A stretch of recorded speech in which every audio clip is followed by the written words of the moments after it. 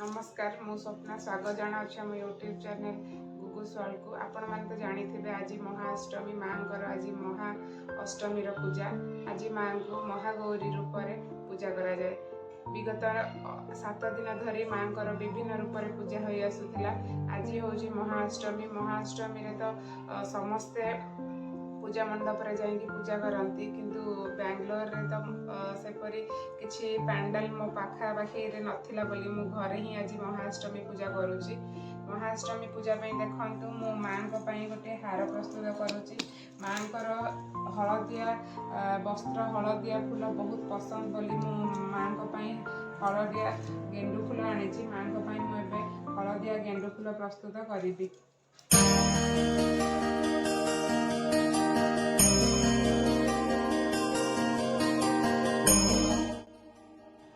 एबे जो शारदीय नवरात्रि चली, नवरात्रि 9 दिन तो बहुत माँ पूजा पार्वण होता है, किंतु अष्टमी और नवमी बहुत धूमधाम रे पालन कराते। और यहाँ सब विशेष 2टी दिन।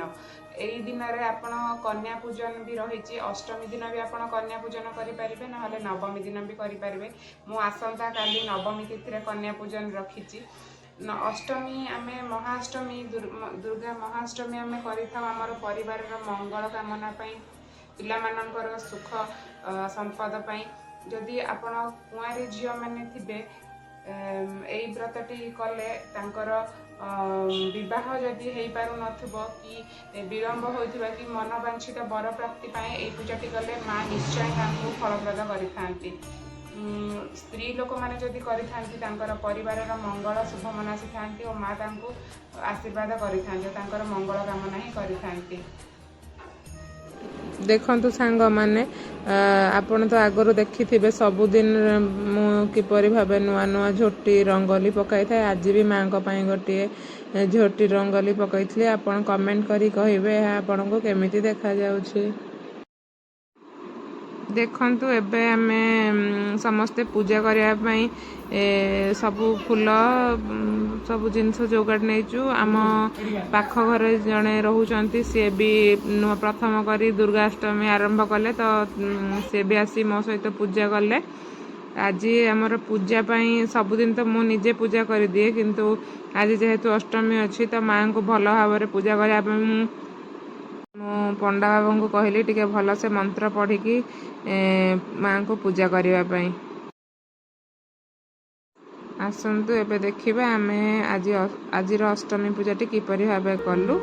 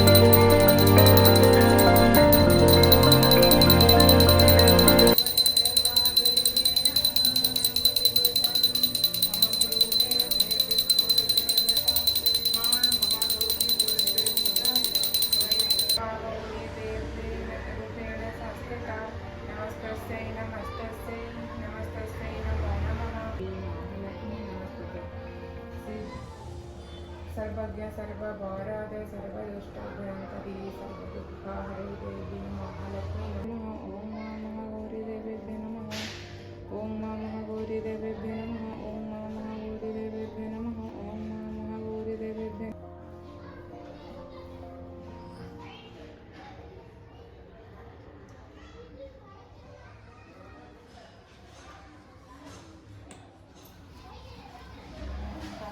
ଆପଣମାନେ ତ ଦେଖିଲେ ଏଇ ବର୍ଷର ନବରାତ୍ରି ମୁଁ କିପରି ଭାବେ ପାଳନ କଲି। ଆଜି ଏଇ ବର୍ଷର ନବରାତ୍ରିର ଅଷ୍ଟମ ଦିନଟି ବିତିଗଲା।